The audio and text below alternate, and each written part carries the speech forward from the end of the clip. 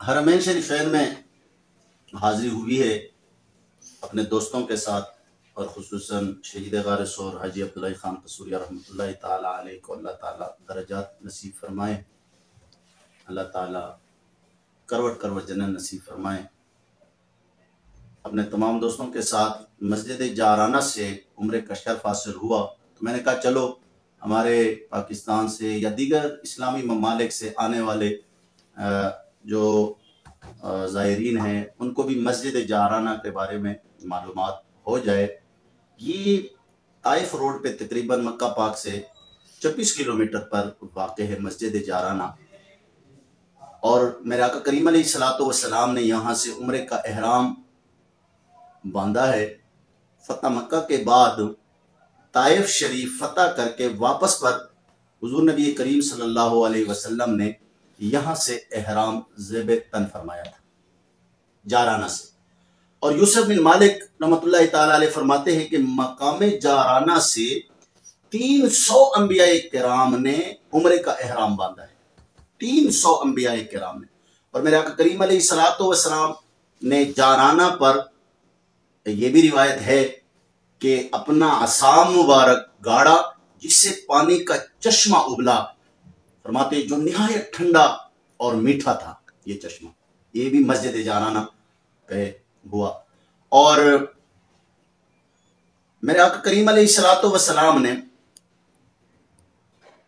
28 شوال المکرم کو یہاں سے عمرے کا احرام باندھا تھا، اور پاکستان سمیت دنیا بھر سے آنے والے حجاج اور معتمرین ایک مرتبہ مکہ کے حدود میں داخل ہو کر عمرہ کرنے کے بعد اگر دوبارہ عمرہ کرنا چاہیں تو ان کے پاس احرام باندھنے اور عمرے کی تازہ نیت کرنے کے 2 آسان اختیار ہوتے ہیں۔ یا تو وہ مسجد الحرام سے محض 12 کلومیٹر کے فاصلے پر مسجد عائشہ سے عمرے کی نیت کریں، یا مسجد جارانہ سے کریں۔ اور مکہ میں مقیم لوگوں پر واجب ہے کہ وہ تازہ احرام کی نیت کے لیے حدود حرم سے باہر نکلے اور پھر نئے عمرے کی احرام کی نیت کر لیں۔ جب مکہ میں داخل ہو گئے دوبارہ جب آپ عمرہ کریں گے یا مسجد عائشہ سے کریں گے یا مسجد جارانہ سے کریں گے۔ ہمارے عام فہم زبان میں اس کو کہتے ہیں، مسجد جارانہ والے کو کہتے ہیں بڑا عمرہ، اور مسجد عائشہ سے کہتے ہیں چھوٹا عمرہ۔ حالانکہ یہ صرف سمجھنے اور سمجھانے کے لیے نام رکھے گئے ہیں۔ علماء فرماتے ہیں کہ دونوں کے فضائل برابر ہے، یہ نہیں ہے کہ ایک کا زیادہ ثواب ہے دوسرے کا تھوڑا ثواب ہے۔ اور مسجد جارانہ کیونکہ ایک جانب حدود حرم کی مستند حدود ہے، اور دوسری جانب اس مقام سے حضور نبی کریم صلی اللہ علیہ وسلم نے بھی احرام زیب تن کیا تھا، جس کی وجہ سے اس کی اہمیت زیادہ بڑھ گئی، زیادہ ہو گئی۔ ایک تو وہ کنواں کہ جہاں پر میرا کریم علیہ الصلوۃ والسلام نے عصا مارا،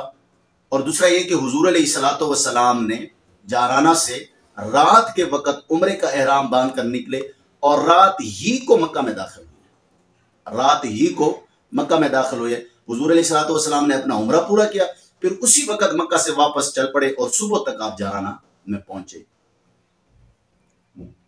اسی وجہ سے